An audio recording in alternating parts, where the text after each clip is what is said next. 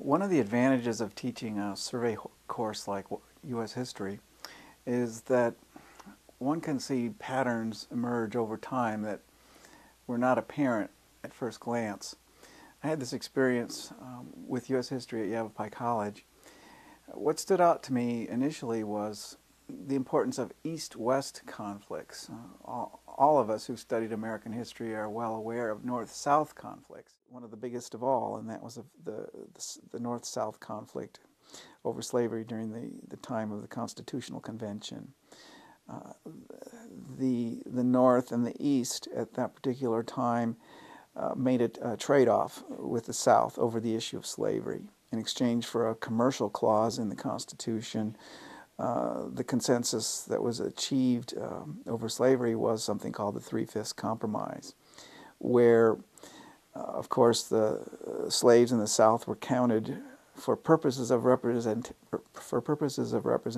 in Congress as 3/5 of a person.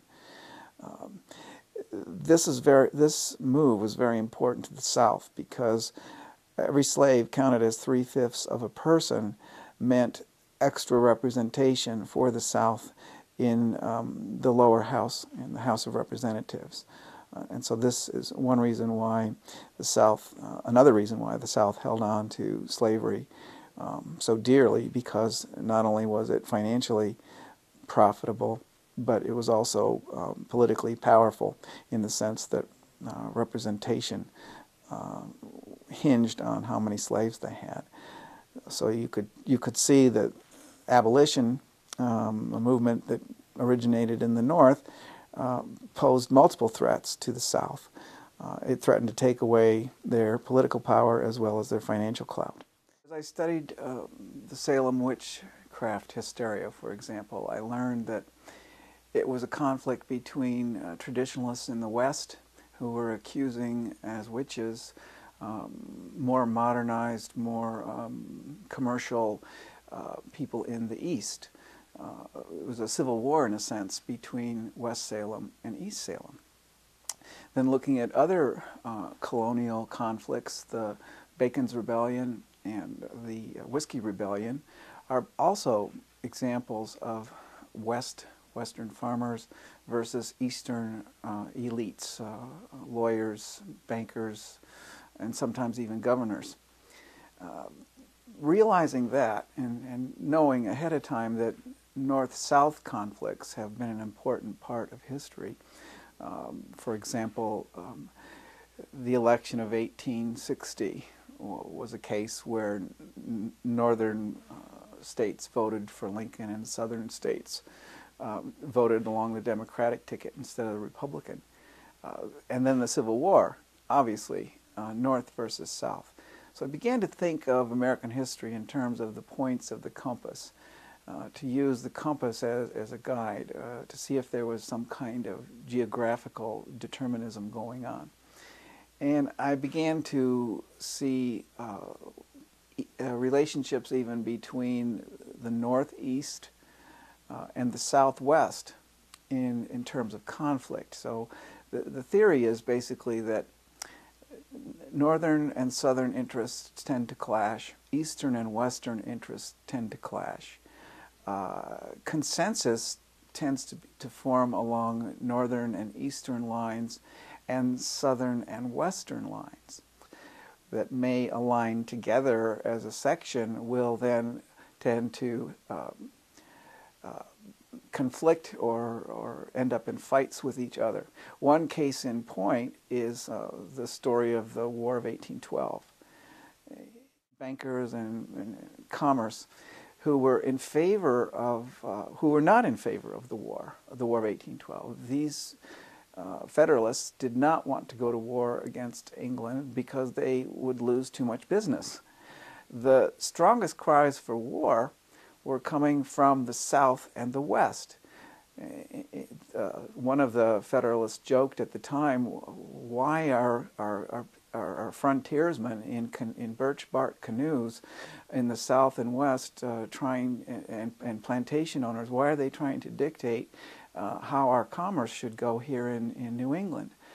this conflict between the New England Northeastern Federalists and the Southwestern farmers and frontiersmen almost became a civil war. We came very, very close with a potential for civil war between these two sections of the country at that particular time in history.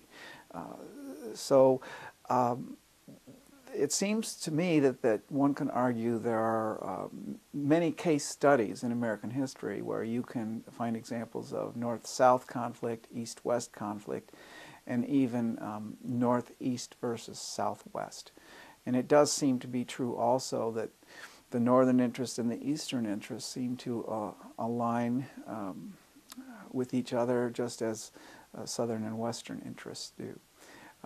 One unique instance I can think of where the conflict goes along the lines of Southwest versus Northeast is the story of the cattlemen in the early days of cattle ranching and the cowboys in the Southwest who will come into conflict and disagreement with the slaughterhouses in the city of Chicago.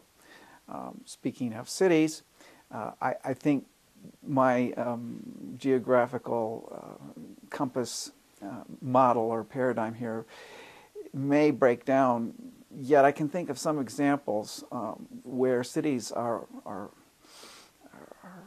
organized along these axes.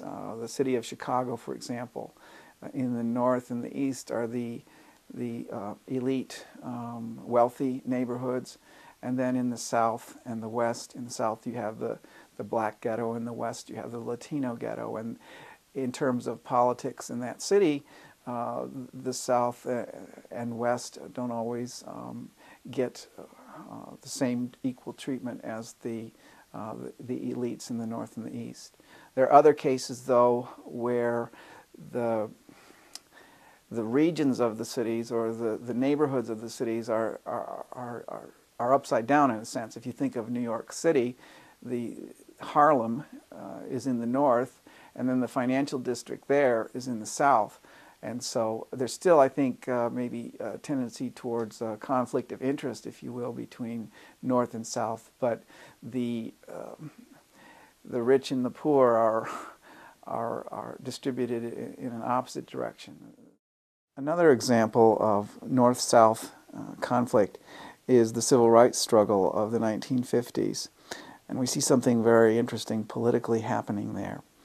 I think of Governor Wallace, and it was a Massachusetts Attorney General, Bobby Kennedy, from New England, from the north and the east, who sent down federal troops to order Governor Wallace to desegregate a university there.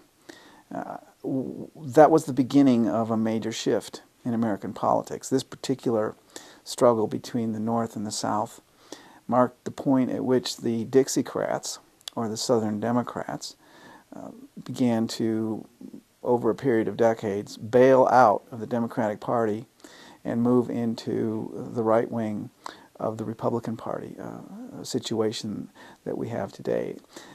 Another thing about the civil rights struggle was that it was young people, sometimes young white people as well as black people from the North, from northern universities and colleges and eastern universities and colleges that came down south.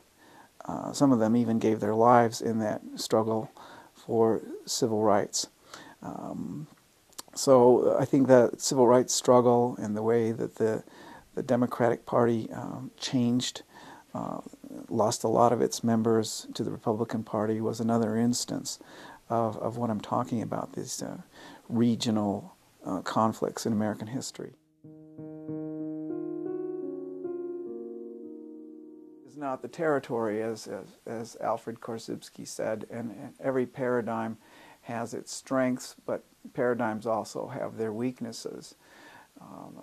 I would invite anyone out there who has evidence in support of my theory to contribute further information or data.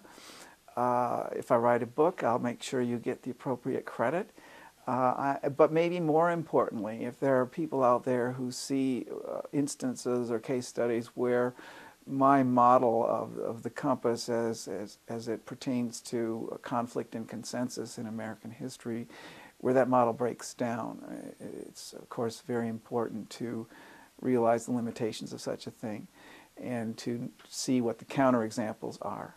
So I would invite any and all contributors, positive or negative or middle of the road, to email me or contact me at Yale College, and we can begin a dialogue on this.